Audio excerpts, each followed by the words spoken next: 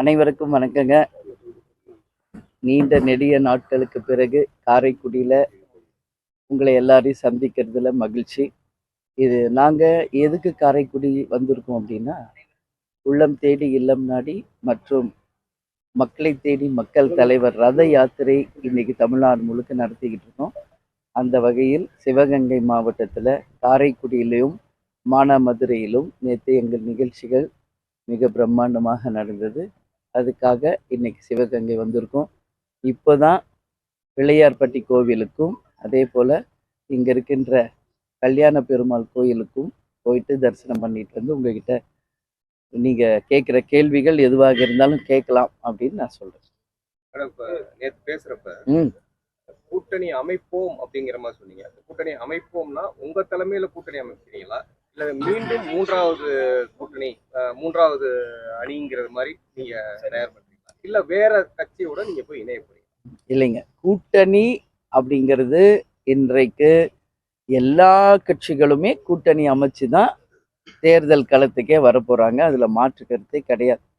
அந்த வகையில் தேசிய முற்போக்கு திராவிட கழகமும் உறுதியாக இந்த முறை கழகத்தினுடைய அனைத்து நிர்வாகிகள் மாவட்ட கழக செயலாளர்களை அழைத்து ஆலோசனை பெற்று மக்கள் விரும்பும் மகத்தான ஒரு கூட்டணியை அமைப்போம் அப்படின்னு தான் நான் சொன்னேன். அது எங்க தலைமையிலையா இல்லை மற்றவங்க தலைமையிலையா அப்படின்னு கேட்கறதுக்கே ஒன்றுமே இல்லை. உங்களுக்கே எல்லாமே தெரியும் தமிழ்நாட்டில் எத்தனை கட்சிகள் இருக்காங்க அப்படின்னு. அதனால நாங்கள் அங்கம் வகிக்கும் அந்த கூட்டணி மகத்தான வெற்றி பெறும் அப்படிங்கிறத மட்டும் இந்த நேரத்தில் நான் உறுதியாக சொல்கிறேங்க. அதுதான். அதனால ஜனவரி 9 கடலூரில் நடக்கின்ற அந்த மாபெரும் வெற்றி மாநாட்டில் மக்கள் உரிமை மீட்பு மாநாடு 2.0 அன்னைக்கு அதை பற்றி தெளிவான அறிவிப்பு வரும் என்பதை உங்ககிட்ட தெரிவிச்சுக்கிறேன். விஜய் வர்றாரு, நீங்க விஜய் மட்டும் இவ்வளவு கூத்தாடி அப்படிங்கிற ஒரு பெரிய விமர்சனத்தை அவர் மேல வந்து பல கட்சிகள் வச்சுட்டா நீங்க உட்பட நேற்று கூட மலையில் கொடுத்த காலம் கூட நீங்க பேசிருக்கீங்க. இது எதனால புரட்சி கலைஞர் ஏத்துக்கிட்ட மக்கள் வந்து ஏன் வந்து விஜய் ஏத்துக்க மாட்டாங்க? ஏத்துக்கூடாது யாரும் சொல்லலையே. எங்கேயுமே நீங்க சொல்ற வேர்ட்ஸ் நான் பயன்படுத்தினதே கிடையாது. நீங்களா எக்ஸ்ட்ராவா ஒரு வேர்ட் போட்டு சொல்றீங்க. அப்படி கிடையாது. சரி, அது ஏன் விஜய்னு ஏன் நீங்க எடுத்துக்கிறீங்க? இல்ல நான் கேட்கறது வந்து விஜயகாந்த் வந்து புரட்சி கலவன் அடிச்சுதான் மக்கள் மனசுல இடம் பிடிச்சு ஆட்சிக்கு அரசியலுக்கு வந்தாரு. அதே போலதான் இப்ப விஜயம் வர்றாரு. விஜய் மட்டும் எதுக்கிறதுக்கு காரணம் என்ன? யார் நாங்க ஒன்னும் எதிர்க்கவே இல்லையே. எங்க வீட்டு பையன் தானே நான் எல்லா இடத்துலயும் சொல்லிட்டு இருக்கேன். உங்க கண்ணுக்கு ஏன் எதிர்பார்த்துருக்கீங்க? அப்படியெல்லாம் கிடையாது. அது பாக்குறவங்க கண்ணோட்டத்தை பொறுத்து. அவர் எங்க வீட்டு பையன்னு முதல் சொன்னதே நான் தான். அதனால நாங்க வந்து 20 வருஷம் ஆயிடுச்சு. அதனால நான் சொல்றேன், வரட்டும், அவரும் தன்னை நிரூபிக்கட்டும் அப்படின்னு தான் நான் சொல்றேன். ஏன் இப்போ புதுசா ஒரு 5 கட்சி நேத்து உருவாக்கி இருக்காங்களே, நீங்க பாக்கலையா? அவங்கள நான் சொன்னேன் நீங்க நினைக்க. ஏன் நான் விஜயை தான் சொல்றேன், நீங்க ஒரு ஒற்றை பார்வையில பாக்குறீங்க. அது பார்ப்பவர்கள் கண்ணோட்டத்தை பொறுத்தது. நான் என்ன பொறுத்த வரைக்கும் தெளிவா சொல்லியிருக்கேன், விஜய் எங்க வீட்டு பையன், அதுல மாற்று கருத்து கிடையாது. சினிமால நடிச்சவர் தானே, நான் சொல்லல அந்த வார்த்தை. யார் சொன்னாங்க எனக்கு தெரியாது. அதனால சினிமாவில் நடித்தவர்கள் அது யாராக இருந்தாலும், புரட்சி தலைவராக இருக்கட்டும், புரட்சி கலைஞராக இருக்கட்டும், அப்படி ஒரு சொல்லுவாங்க. பட் எங்களை பொறுத்த வரைக்கும் நாங்க வந்து அப்படி ஒரு தரக்குறைவான வார்த்தைகள் நாங்க எங்கேயும் பயன்படுத்துவதும் இல்லை, பயன்படுத்த போவதும் இல்லை. புரட்சி தலைவர், புரட்சி கலைஞர் எவ்வளவோ மக்களுக்கு நல்லது செய்திருக்கிறார்கள் என்பதை பார்க்கணும். அதனால சினிமாவில் நடித்தவர்கள் இன்னைக்கு மக்கள் மனசுல நீங்காத இடம் பிடிச்சிருக்காங்கன்னா அது மிகப்பெரிய அளவுல மக்களுக்கு அவங்க ஆற்றிய பணி, உதவி அப்படிங்கிறத தான் நான் பாக்குறேன். மேடம், நீங்க பழனியில பேசுறீங்க, கூட்டத்தை கண்ட்ரோல் சொல்றாங்க. கேப்டன் கட்சி ஆரம்பிச்சு முதல் மாநாடு 28 லட்சம் பேர் அங்க கூடி இன்னைக்கும் சரித்திர சாதனை மதுரையில நடந்ததுங்க. அதுக்கு அடுத்து வந்த எல்லா மாநாடுகளுமே நீங்க பாருங்க. அதுதான் நான் சொல்றேன், ஒரு தலைமை அப்படின்னா எப்படி இருக்கணும்ன்றதற்கான இலக்கு கேப்டன். அவர் வந்து நடிகர் சங்க தலைவராக இருந்த போது, இன்னைக்கு நீங்க பாத்தீங்கன்னா ஒரு தலைவர் அவர்கள் நடிகர் சங்க தலைவராக இருந்த போது அன்னைக்கு சிவாஜி ஐயாவுடைய டெத்தில் நீங்க பார்த்துருப்பீங்க அவரோட ஆளுமையை. ஒரு தலைவர் என்பவர் அந்த மாதிரி ஆளுமை மிக்கவரா இருக்கணும் அப்படிங்கிறது தான் என்னோட அந்த வார்த்தைகளுக்கான சொல் அப்படிங்கிறத நீங்க புரிஞ்சுக்கணும். இன்னைக்கு வரைக்கும் மக்கள் மனசுக்கு வந்து விஜய் வந்து இடம் பிடிச்சிருக்காரு. எங்க போனாலும் அவருக்கு தனிப்பட்ட ஒரு மதிப்பு மரியாதை அவருடைய செல்வாக்கு அவருக்கு இன்னும் குறையல. இப்ப நீங்க வந்து எடுத்துட்டு இருக்க முன்னேற்றம் வந்து விஜயனுடைய எங்க தம்பி அவர் வந்து என் மகன் அப்படிங்கிற மாதிரி பேசும்போது அடுத்த கூட்டங்கள்ல நீங்க போய் விஜயனுடைய வருகைக்கு எதிர்ப்பு தெரிவிக்க போது ஒரு மக்கள் மனசுல வந்து நீங்க விஜய்க்கு எதிர்ப்பான ஆளோ அப்படிங்கிற ஒரு சந்தேகம் வருது. நாங்க எங்கேயுமே எதிர்ப்பு தெரிவிக்கவே இல்லை. பார்ப்பவர்கள் கண்ணோட்டத்தை பொறுத்தது. நான் என்ன சொல்லிருந்தேன் தெளிவா இப்ப சொல்றேன். விஜய் எங்க வீட்டு பையன், அதுல மாற்று கருத்து இல்லை. கேப்டனுடைய சின்ன வயசு கேரக்டர் மொத்தம் பண்ணது விஜய் தான். அதே மாதிரி கேப்டனும் எஸ்ஏசி அவர்களும் இணைந்து 17 திரைப்படங்கள் ஒன்னா ஒர்க் பண்ணியிருக்காங்க. சென்னையில நம்ம வீட்டு பக்கத்துல தான் சின்ன வயசுல இருந்து விஜய் பிறந்தார் வளர்ந்தார். சாலி கிராமத்துல, இது எல்லாருக்கும் தெரியும். அதனாலதான் நான் சொல்றேன், என்னைக்கும் விஜய் எங்க வீட்டு பையன். இன்னைக்கு அரசியலுக்கு வந்திருக்காரு, அவருக்கு வாழ்த்துக்கள். அவர் வந்து கேப்டன் மாதிரி அரசியலிலும் சினிமாவில் சாதித்தது போல சாதிக்கணும்னு தான் நான் கேட்டுக்கிறேன். அதனால விஜய்க்கு நாங்க எதிர்ப்பு சொன்னோம் அப்படி கிடையவே கிடையாது. he should prove himself. அதுதான் நான் கேட்டுக்கிறேன். ஏன்னா அவர் வந்து முதலில் வந்த அந்த இடத்திலேயே 41 பலி உயிர் இழந்திருக்காங்க அப்படிங்கிறதுங்க தமிழக மக்கள் மட்டும் இல்லை, எல்லார் மனசிலும் நீங்காத ஒரு வடுவா இருக்கு. அதனால அவருக்கு குட் அட்வைஸ் தான் நாங்கள் பண்ணியிருக்கோம். அதனால வரட்டும், களத்துக்கு வரட்டும், அவர் பணிகளை சிறப்பாக ஆற்றட்டும், அவர் அரசியலில் தன்னை நிரூபிக்கட்டும் தான் நான் சொல்றேன். பின்னாடி சந்திக்கிறாரு ஒரு தலைவர், அதை பத்தி உங்களுக்கு நோ கமெண்ட்ஸ். வேற கொஸ்டின் கேளுங்க. கொலைகாரர் பூமி மாறிடுச்சு, இது தமிழ்நாடு ரொம்ப சட்ட விரோதம் நடக்குது அப்படின்ற ஒரு குற்றச்சாட்டு. அப்ப நீங்க வந்து டிஎம்கேயோட வந்து அலைன்ஸ் வைக்கிறதுக்கான வாய்ப்புகள் இல்லையா? அது அப்படி கிடையாது. கொலைக்கார பூமி அப்படின்னா நாளைக்கு கூட நாங்க ராமேஸ்வரம் போறோம். ஒரு பொண்ணு வந்து ஸ்கூலுக்கு போகும்போது படுகொலை செய்யப்பட்டிருக்காங்க. தினம்தோறும் இந்த மாதிரி பல்வேறு இடங்களில் பல்வேறு விதமான படுகொலைகள், செயின் ஸ்நாச்சிங், பட்டப்பகல்ல கற்பழிப்புகள், சட்டம் ஒழுங்கு மிகப்பெரிய ஒரு கேள்விக்குறியாக இருக்கிறது. மக்கள் சார்பாக நாங்க பேசும் இடத்துல அத்தனை இடத்திலும் தமிழக அரசுக்கு அவங்க கவனத்துக்கு நாங்க அதை கொண்டு போறோம். நாளைக்கு நாங்க யாரோட கூட்டணி அமைக்க போறோம், எங்க கூட்டணிக்கு பிறகு அந்த கூட்டணி எப்படி இருக்கும், வருகின்ற தேர்தலுக்கு பிறகு எங்க கூட்டணி மக்களுக்கு என்ன நல்லது செய்யும், வருகாலத்தை எப்படி உருவாக்கணும் என்பதுதான் எங்களோட சிந்தனை.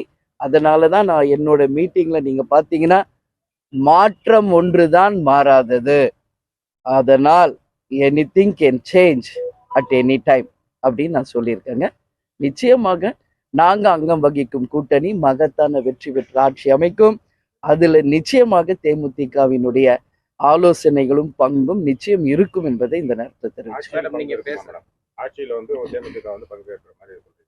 இல்ல, எல்லா இடத்திலும் இப்படி இந்த முறை 26 தேர்தலில் கூட்டணி மந்திரி சபை அமைவதற்கு நிறைய வாய்ப்புகள் இருப்பதாக எங்களுக்குன்னு கருத்து கணிப்புகள், எங்களுக்கு என்று 20 வருஷத்துல எங்களுடைய பழக்கம் வழக்கம் எவ்வளோ வெல் விஷஸ் எங்களுக்கும் இருக்காங்க. அனைவருடைய கருத்து 2026 கூட்டணி மந்திரி சபை அமைய நிறைய வாய்ப்பு இருக்குன்னு சொல்றாங்க. பொறுத்திருந்து விஜய் மட்டும்தான் அந்த ஆப்ஷனை கொடுத்துருக்காரு. நாங்க வந்து ஆட்சிக்கு வந்தால் கூட்டணி அப்படிங்கிறத அவர் மட்டும்தான் கொடுத்துருக்காரு. மற்ற அதிமுகவோ மற்ற கட்சியில வந்து அந்த உறுதிமொழியை கொடுக்கல. தேமுதிக வந்து போற கூட்டணிகள்ல வந்து நீங்க போகும்போதே அந்த அந்த கண்டிஷனை சிட்டம் கொடுக்கல நடுவீங்களா? இல்ல, நாளைக்கு என்ன யார் யார் கூட்டணி அமைக்க போறாங்க உங்களுக்கு சொல்ல முடியுமா? யார் யார் எத்தனை தொகுதி ஜெயிப்பாங்க? ஒரு நிமிஷம் நான் சொல்றேங்க. யார் யார் எத்தனை தொகுதி ஜெயிக்க முடியும்னு யாராவது சொல்ல முடியுங்களா? முடியாது. நாளைக்கு எது வேண்டும் என்றாலும் நடக்கும். எல்லாரும் ஒன்று சேர்ந்துதான் ஆட்சி அமைக்க வேண்டிய ஒரு சுச்சுவேஷன் வந்தால் அன்றைக்கு நிச்சயமாக கூட்டணி மந்திரி சபை அமைய தமிழ்நாட்டில் இந்த முறை அதிக வாய்ப்பு இருக்குதுன்னு தான் நான் உறுதியா சொல்றேன். அந்த விஷயத்துல வந்து விஜய் வந்து ஏற்கனவே திமுக எதிரி, பாஜக எதிரி அப்படிங்கறத வந்து உறுதியா சொல்லியிருக்காரு. மற்ற கட்சிகள்னால அப்படி சொல்ல முடியல, என்ன காரணம்? ஏன்னா அவங்க 2 கட்சியும் ஆட்சியில இருந்திருக்காங்க, அதனால அவங்களால உறுதியா சொல்ல முடியல. தேர்தலுக்கு பிறகு என்ன முடிவுகளோ அதற்கு பிறகு நிச்சயமாக அந்த ஒரு களம் உருவாகும் அப்படின்னு தான் நான் சொல்றேன். நீங்க பேசுறப்ப பல துரோகங்களை நாங்க பார்த்தோம். துரோகம் உங்க கட்சிக்கு பண்ணவங்களா, இல்ல கட்சியில இருந்து விலகி போனவங்களா, இல்ல உங்களுக்கு சீட்டு எம்பி சீட்டு பார்லிமெண்ட் நியமனம் தரோம் அப்படின்னு சொல்லிட்டு அது தராம ஏமாத்து அதுல உள்ளடங்குதுங்க எல்லாமே. நீங்க சொன்னீங்களே அத்தனையும் அதுல உள்ளடங்கு. கேப்டன் வந்து 2011 எதிர்கட்சி தலைவரான போது 29 எம்எல்ஏ ஜெயிச்சோம். அதற்கு பிறகு என்னென்ன நிகழ்வுகள் நடந்தது என்பது தமிழ்நாட்டில் இருக்கிற அத்தனை பேருக்கும் தெரியும். அதனால அன்றையிலிருந்து இன்றைக்கு வரைக்கும் நடந்த பல்வேறு துரோகங்கள், தோல்விகள், வெற்றிகள் எல்லாமே பார்த்து கடந்து வந்தது தான் தேசிய முற்போக்கு திராவிட கழகம். அதனால இன்னைக்கு எங்களை பொறுத்த வரைக்கும் உறுதியாக, தெளிந்த ஓடையாக, பூரண கும்பமாக எந்த சலசலப்புகளுக்கும் நாங்கள் கலங்காம ஸ்ட்ராங்கா இருக்கோம். அதுதான் என்னோட அப்ப உங்களுக்கு எம்பி தரோம்னு சொல்லிட்டு தராம இருந்த கட்சியோட நீங்க கூட்டணி சேருங்க, இல்ல அவங்கள கன்சிடர் பண்ணுவீங்க? அவரு நாங்க வந்து இப்போதைக்கு எங்க கூட்டணி யாரோடுன்னு நாங்க சொல்லல, அவ்வளவுதான். ஆனா அவரு உடனே சொல்லியிருக்காரு 2026 கட்டாயம் தேமுதிகவுக்கு ஒரு ராஜ்யசபா தரப்படும் என்று ஏற்கனவே அண்ணன் எடப்பாடியார் சொல்லிட்டார். பட் அதனாலதான் கூட்டணி அப்படின்றதெல்லாம் கிடையாது. ஒட்டுமொத்த மக்கள் விரும்பும் கூட்டணி. ஏன்னா இப்ப நடக்க போறது தமிழ்நாட்டுக்கு சட்டசபை தேர்தலுக்கான ஒரு தேர்தல். இந்த தேர்தலில் நிச்சயம் தமிழ்நாட்டில் நடக்கின்ற எல்லா பிரச்சனைகளுக்கும் முற்றுப்புள்ளி வைக்கக்கூடிய அளவு ஒரு சிறந்த முறையில ஒரு கூட்டணி அமைக்கணும் என்பதுதான் எல்லாருடைய விருப்பம். அது மக்கள் விருப்பமும் கழகத்தினர் விருப்பத்தையும் நாங்க ஏத்து அது பிரகாரம் அமைப்போம். முடியும். நீங்க பாத்தீங்க இல்ல, எங்களுக்குள்ள என்ன நடந்துச்சு உங்களுக்கு எதுவும் தெரியாது. பப்ளிக்ல அவர் வந்து இல்ல நான் சொல்றேன் ஒரு நிமிஷம் கேளுங்க. அவங்க வந்து 5 எம்பி உறுதி செய்யப்பட்ட போதே ஒரு ராஜ்யசபாவும் உறுதி செய்யப்பட்டு எழுதி கையெழுத்து தரப்பட்டது தான். ஆனால் அதுல வந்து வருஷம் போடல. அப்போ நாங்க வந்து வருஷம் போடணும் அப்படின்னு கேட்டபோது புரட்சி தலைவர் காலத்திலும் அம்மா காலத்திலும் அப்படி ஒரு வழக்கம் கிடையாது. அதனால வருஷம் போடாம நாங்க தரோம். என்னுடைய வார்த்தை தான் இங்க முக்கியம். உறுதியாக உங்களுக்கு ராஜ்யசபா தரப்படும் அப்படிதான் அவர் அன்னைக்கு சொன்னாரு. அது எந்த வருஷங்கிறது அதுல சொல்லாததுனால நாங்க 2025 நாங்க நினைச்சிருந்தோம். அவர் அதை 2026 சொல்லியிருக்காரு. அவ்வளவுதான் ஒரு சின்ன கன்ஃபியூஷனை ஒழிய இதுக்காக தான் கூட்டணி மாறுது, இதுக்காக தான் அடுத்த கூட்டணி போறோம், அதுக்காக தான் கூட்டணி அமைக்கிறோன்றதுக்காக எதுவுமே கிடையாது. அது முடிந்த கதை. இனிமேல் வருகின்ற கூட்டணி நிச்சயம் தெளிவாக நாங்க எடுப்போம். கடுமையான அறிக்கை என்ன அறிக்கைங்க? என்ன அறிக்கை? இல்ல அதுவும் உங்களுக்கு சொல்றேன். நான் சொல்லாத வார்த்தையை இப்ப நீங்க ஒரு வார்த்தை சொன்னீங்களே கூத்தாடின்னு, அது மாதிரி நான் யாரோ சொல்றதுக்கு நான் பதில் சொல்ல முடியாது. நான் சொல்றது அதே மாதிரி இதே வார்த்தையை எங்க வாயில நாங்க சொல்லவே இல்லை. இப்ப நீங்க சொல்றது முதுகுல குத்துறதுன்றதை என் வாயில எங்கேயுமே நான் பதிய வைக்கல. எங்கள் சென்னையில எங்க கட்சி மீட்டிங் உள்ள ஆலோசனை கூட்டத்தில் எங்க நிர்வாகிகளிடம் நாங்கள் எங்க கட்சியின் வளர்ச்சியை பத்தி அடுத்த கூட்டணியை பத்தி பேசும் பொழுது வெளியே நின்றுகிட்டு இருந்த உங்களை மாதிரி பத்திரிகையாளர்கள் அவர்களாக திரித்து போட்ட ஒரு வார்த்தை தான் அது. அதனால அந்த வார்த்தையை நாம் பயன்படுத்தவும் இல்லை, அதை நாங்க சொல்லவும் கிடையாது. இது பத்திரிகையாளர்களாக அதை வந்து திரித்து போட்ட ஒரு வார்த்தை. இன்னைக்கு வந்து ஆளும் கட்சியால் பெரிய விமர்சனம் செய்யப்படுகிறது. அதற்கு வந்து இன்னைக்கு இந்தியா முழுக்க ஒரு எதிர்ப்பு இருக்கு. அதை தான் நான் எல்லா இடத்துலையும் அதை பத்தி நான் பேசிக்கிட்டு வரேன். வாக்கு திருட்டு என்பது இன்னைக்கு அனைவராலும் பேசப்படுகின்ற ஒரு விஷயம். ஒவ்வொரு இண்டிவிஜுவல் பர்சனுக்கும் வாக்குரிமை இருக்கு. நம்ம வாக்குகளை நாம் நேரடியாக சென்று உறுதிப்படுத்திக்கங்க. நீங்க யாரையும் டிபெண்ட் பண்ணாதீங்க, யாரையும் பிலீவ் பண்ணாதீங்க. அவங்க வாக்குகளை அவங்க உறுதிப்படுத்துங்க. உங்க குடும்ப வாக்குகளையும் உறுதிப்படுத்துங்க. அப்படி இருக்கும் பொழுது யாருடைய வாக்கையும் யாரும் திருட முடியாது. ஏன்னா இது வந்து இந்த ஜனநாயக நாட்டுல ஓட்டுரிமை என்பது அனைவருக்கும் சமமாக கிடைக்க வேண்டும். ஆளுங்கட்சி ஒரு கருத்தும் ஆண்ட கட்சி ஒரு கருத்தும் சொல்வது இயல்பு. இது பல ஆண்டுகளாக தேர்தல் வரும் பொழுது தேர்தல் ஆணையத்திடம் பல முறை நாம வந்து எவ்வளோ பிரச்சனை நடக்குதுங்க. தேர்தல் நேரத்துல எதுவுமே அவங்க இது வரைக்கும் அதை கையை எடுத்து சால்வேஷன் பண்ணதா ஒரு வரலாறே கிடையாது. அந்த வகையில் இன்னைக்கு வாக்கு திருட்டு என்பது நிச்சயம் எங்கும் நடக்க கூடாதுங்க. அதுல தேமுதிக உறுதியா இருக்கும்.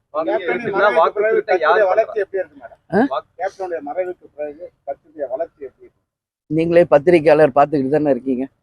கேப்டன் மறைந்து சரியாக 2 வருடம் ஆக போகிறதுங்க.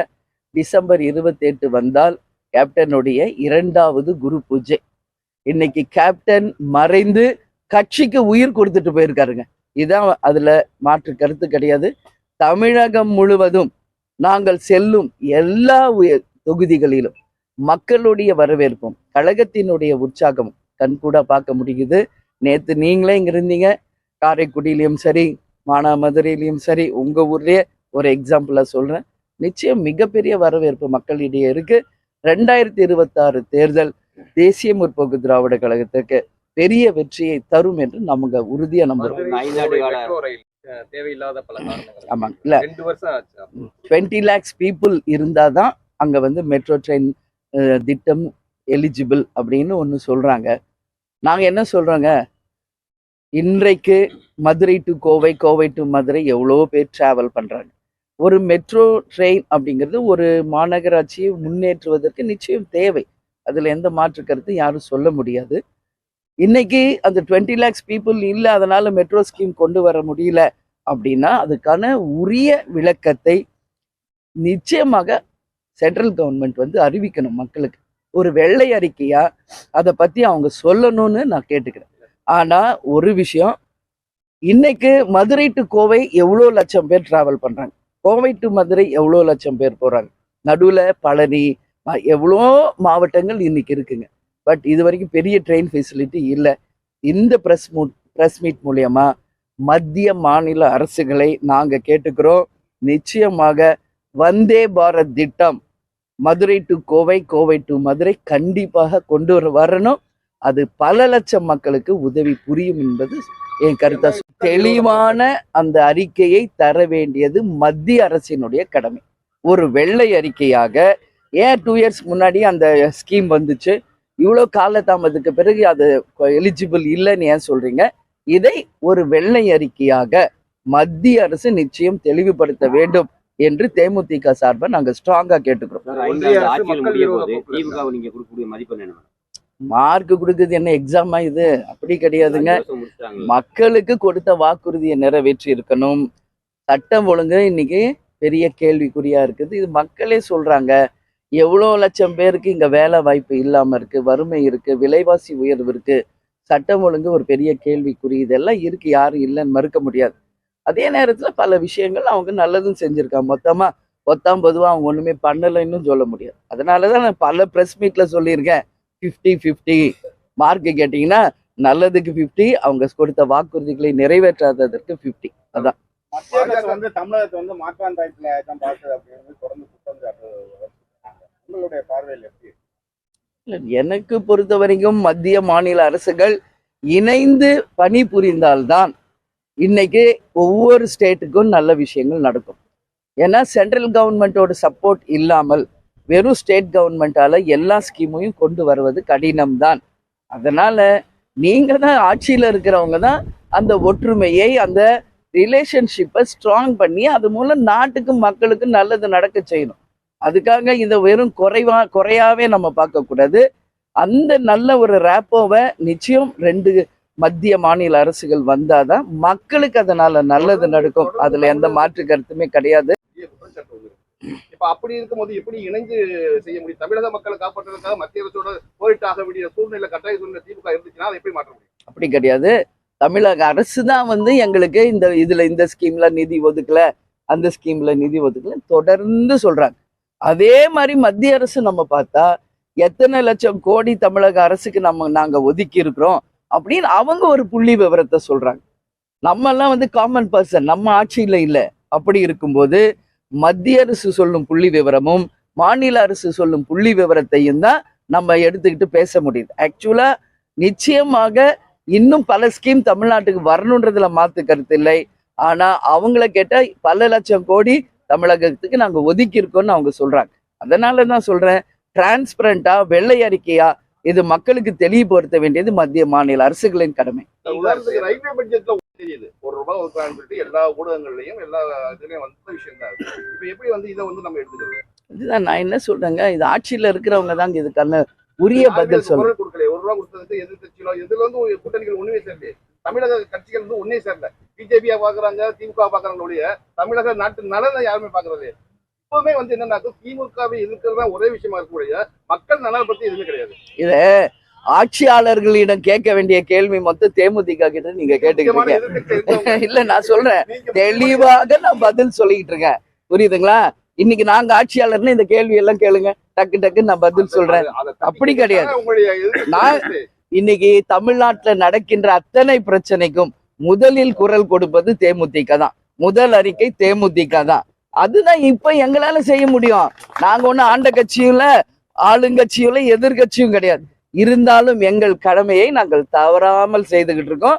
நீங்க கேட்கிற அத்தனை கேள்விக்கும் மத்திய மாநில அரசுகள் தான் பதில் சொல்லணும். அவங்க கூட்டணியில் இருக்கிற கட்சிகள் தான் இதற்கு பதில் சொல்லணும். மழைநீர் உதவித்தொகையினால திமுக வந்து தனக்கு சாதகமா இருக்குங்கிற மாதிரி ஒரு சொல்றாங்க. அதாங்க இப்ப நீங்க சொல்லலாம், நான் சொல்லாங்க. ஆனா மக்கள் தாங்க இறுதி எஜமானர்கள். தேர்தல் முடிவுகள் தாங்க இதுக்கு நீங்க கேட்கிற கேள்விக்கு ஃபைனல் ஆன்சர். அதனாலதான் சொல்றேங்க, தேர்தல் முடியட்டும். தேர்தலில் மக்கள் யாருக்கு தீர்ப்பளிச்சு யாருக்கு ஆட்சியை தர்றாங்கன்றதுதான் உங்க கேள்விக்கான பதில். பீகார் தேர்தல் தமிழ்நாட்டில் இருக்கு. பீகார்ல மிஸ்டர் நிதிஷ்குமார் பெற்றது மகத்தான வெற்றி. இது சாதாரண வெற்றியா நம்ம நினைக்க முடியாதுங்க. 10வது முறையாக ஒருத்தர் முதலமைச்சராக மீண்டும் நேற்று பதவி ஏற்றிருக்காருன்னா இட்ஸ் எ ஹிஸ்டரி. அதற்கு நிதிஷ்குமார் அவர்களுக்கு வாழ்த்துக்களை தேமுதிக சார்பாக தெரிவிச்சுக்கிறோம். அதே மிக சிறப்பாக பணியாற்றுறதுனால தான் ஒட்டுமொத்த மக்கள் இன்னைக்கு அவருக்கு வாய்ப்பு கொடுத்துருக்காங்க. அதனால அதே தான் இங்க தமிழ்நாட்டில் பிரதிபலிக்குமா அப்படின்னா அந்த கேள்விக்கு இந்த நிமிஷம் என்னால பதில் சொல்ல முடியாது. ஏன்னா இனி 4-5 மாசம் இருக்கு. ஸோ யாரோட யார் கூட்டணி, யார் யார் என்னெல்லாம் தேர்தலை அவங்க வந்து என்னெல்லாம் அவங்க கொடுக்குறாங்க வாக்குறுதிகள், அதை பொறுத்து மக்கள் மனநிலை என்ன, அதுக்கப்புறம் தேர்தலில் என்ன அதுக்கான விடை எல்லாமே இன்னும் இந்த 4-5 மாதத்தில் முடிவாகும். 75% தமிழக வாக்காளர்கள் வந்து நீக்கிறதுக்கான முயற்சி நடந்துகிட்டு இருக்கு. அதுக்கு சம்பந்தம் வந்து வடநாட்டர்களை சேர்க்கக்கூடிய முயற்சி நடந்துகிட்டு இருக்கு அப்படிங்கிற ஒரு குற்றச்சாட்டு வந்து. இல்ல இது வந்துங்க, நான் பல முறை அறிக்கையாவே கொடுத்துருக்கேன். வந்தாரை வாழ வைக்கும் தமிழகம். நீங்க வாங்க, வடநாட்டுல இருக்கிறவங்க வாங்க, வேலை பாருங்க, உங்க வாழ்வாதாரத்தை உறுதி செய்துக்கங்க.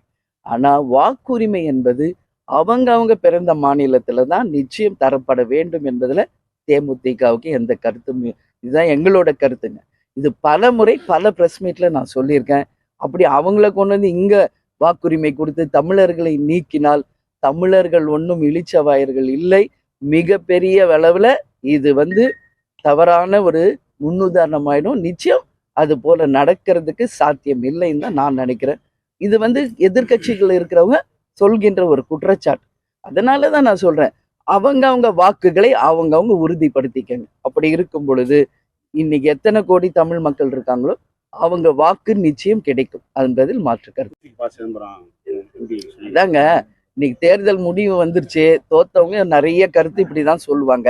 அப்படி பார்த்தா தமிழ்நாட்டில் இது வரைக்கும் ஜெயிச்சவங்க எல்லாம் ஓட்டுக்கு காசு கொடுத்தானே ஜெயிச்சிருக்காங்க, இல்லைன்னு மறுக்க முடியுமா? கேட்டா அப்படி இல்லைன்னு தான் அவங்க சொல்லுவாங்க. இதெல்லாம் 20 வருஷமா நாங்க பார்த்து பழகி முடிச்சாச்சுங்க. அதனால வெற்றி பெற்றவர்கள் ஒண்ணு சொல்லுவாங்க, வெற்றி பெறாதவர்கள் ஒண்ணு சொல்லுவாங்க. அதனால அதுக்கு வந்து கருத்து கிடையாது. பீகார் மக்கள் தாங்க பதில் சொல்லணும். ஏன்னா அவங்க தானே ஓட்டு போட்டு அவரை மறுபடியும் ஜெயிக்க வச்சிருக்காங்க. நீங்களா நானே ஓட்டு போடலையே. ஆனா நீங்க சொல்றீங்க பொருளாதார இல்ல கல்வியில அவருக்கு தானே ஓட்டு போட்டு ஜெயிக்க வச்சிருக்காங்க. அப்ப அவங்களதான் நம்ம அதை கேட்கணும். ரெண்டு பிரதான கட்சிகள் 2 பேர் கூட்டணி ஆட்சிக்கு தயாரா இல்ல. ஆனா நீங்க கூட்டணி ஆட்சி அமைப்பு யாரோட கூட்டணி? அதைத்தான் சொல்றேங்க. உங்களுக்கு புரியலன்னா என்ன சொல்றேன்னு மீண்டும் மீண்டும் அதே கேள்வியை கேட்குறீங்க. நாளைக்கு என்ன ரிசல்ட் வரப்போது உங்களால சொல்ல முடியுமா? சொல்லுங்க. யார் யாரோட கூட்டணி அமைப்பாங்க சொல்ல முடியுமா? என்ன தேர்தல் முடிவுகள் வரும் சொல்ல முடியுமா? நான் கேட்கறதுக்கு மட்டும் நீங்க பதில் சொல்லுங்க. தமிழ்நாட்டுல இவங்க தான் ஃபைனல் கூட்டணி சொல்ல முடியுமா? திமுக கூட்டணி அப்படியே தானே இருக்கு, அது உடைய போறது கிடையாது. பிஜேபி அதிமுக அது நீங்க சொல்றீங்க, இப்ப சொல்றீங்க, நாளைக்கு மாறணும். அதனால நான் சொல்றது புரிஞ்சுக்கங்க தெளிவா. மீண்டும் மீண்டும் பதில் சொல்லிட்டே இருக்கேன். யார் யாருடன் கூட்டணி இன்னைக்கு இறுதியாக சொல்ல முடியாது. நிறைய மாற்றங்கள் வரும். அந்த மாற்றம் அதற்கான ஒரு வாய்ப்பை உருவாக்கும் அப்படின்னு சொல்றேன். சரிங்களா? அதே மாதிரி ஒரு விஷயம் நான் பதிய வைக்கிறேங்க. இல்ல இவ்வளவு நேரம் என்ன கேள்வி கேட்டீங்க, ஒரு விஷயம் நான் பதிய வைக்கிறேன். கரூர்லிங்க நேத்து அனைத்து கட்சியும் சேர்ந்து எல்லாருமே வந்து ஆர்ப்பாட்டம் பண்ணியிருக்காங்க. எதுக்குன்னா ஒரு புறம்போக்கு லேண்ட்ல, கோவில் லேண்ட்ல வந்து வீடு கட்ட அனுமதி கொடுத்து பல ஆண்டுகள் கழிச்சு பட்டா கொடுத்துருக்காங்க, வீடு கட்ட அலோவ் பண்ணியிருக்காங்க. இன்னைக்கு வந்து அந்த வீடுகளை அகற்றணும், சீல் வைக்கிறாங்க அப்படின்னு சொல்லி மிகப்பெரிய ஒரு போராட்டம் அங்க வெடிச்சிருக்கு. அது காங்கிரஸ் கட்சியை சேர்ந்தவர் தான் அந்த போராட்டத்தை முன்னெடுத்திருக்காரு. அதுக்கு அனைத்து கட்சிகளும் அங்க வந்து ஆதரவு தெரிவிச்சிருக்காங்க. இன்னைக்கு பல பேர் வந்து கேஸ் அவங்க மேல ஃபைல் ஆயிருக்கு. இதை நாங்க எப்படி பார்க்குறோம்னா, நிச்சயமாக ஒரு கோவில் நிலத்திலேயோ புறம்போக்கு நிலத்திலேயோ ஒரு வீடு கட்டவோ பில்டிங் கட்டவோ யார் ஃபர்ஸ்ட் அனுமதி கொடுத்தாங்க? யார் கொடுத்தா ஃபர்ஸ்ட்? அப்போ நீங்க அதிகாரிகளும் மற்றவர்களும் வாங்க வேண்டியதை வாங்கிக்கிட்டு நீங்க அனுமதி கொடுத்து வீடு கட்ட விட்டுருவீங்க, பில்டிங் கட்ட விட்டுருவீங்க.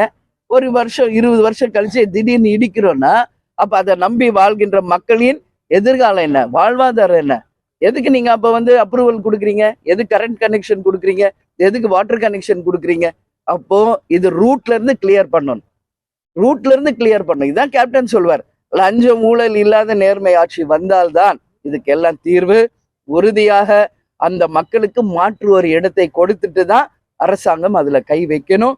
இல்லை என்றால் நிச்சயமாக தேமுதிக சார்பாக மிகப்பெரிய ஆர்ப்பாட்டத்தை நாங்க நடத்துவோம் இந்த நேரத்தை சொல்றாங்க. டிஎம்கே வரும்போது முன்னாடியே சொன்னாங்க, போராட்டம்லாம் நடத்திட்டா வந்து எலெக்ஷன்ல ஜெயிச்சாங்க. இப்போ வரைக்கும் அவங்கள கேட்டா அந்த மாதிரி வாக்குறுதி நாங்க கொடுக்கவே இல்லைன்றாங்க. இல்ல அவங்க சொல்றாங்கல்ல, எதிர்ப்பு தெரிவிச்சோம் ஆனா வாக்குறுதி கொடுக்கலன்னு தான் அவங்க சொல்றாங்க. அதனால் இந்த கேள்வியை அண்ணன் ஸ்டாலின் அவர்கள் காரைக்குடிக்கு வரும்போது அவரிடம் கேட்கிறார். வாக்கு திருட்டுல ஈடுபடுறது யார்? ஒன்றிய அரசா, தேர்தல் கமிஷனா, யார் ஈடுபடுறா? அதை யார் குற்றம் சொல்றாங்களோ அவங்க கிட்டதான் இதை கேட்கணும். எங்களை பொறுத்த வரைக்கும் அது சாத்தியம் இல்லை அப்படின்னு நாங்க சொல்றோம். அப்படி உங்களுக்கு அதுல நீங்க ஆதரவா? கட்டாயமா கிடையாது. எஸ்ஐஆர் என்பது ஒவ்வொரு ஜனநாயக நாட்டில் வாக்குரிமை என்பது ஒவ்வொரு இண்டிவிஜுவல் பர்சனுக்கான அத்தாரிட்டி. அதுல கை வைக்கிறதோ திருடுறதோ எந்த காலத்திலயும் அது நடக்கக்கூடாது. அந்த மாதிரி நடக்கவும் வாய்ப்பில்லை அப்படின்றத எங்க கருத்து. நாங்க வாக்கு திருட்டுக்கு அகெயின்ஸ்டா தான் என்னோட பதில் இருக்கும். அது அவர்கிட்ட கேளுங்க, ஏன் ஆதரவு தெரிவிச்சாருன்னு. அண்ணா எடப்பாடியார் இங்க வரும்போது அவரிடம் நீங்கள் கேட்கணும். சரிங்களா? நன்றி.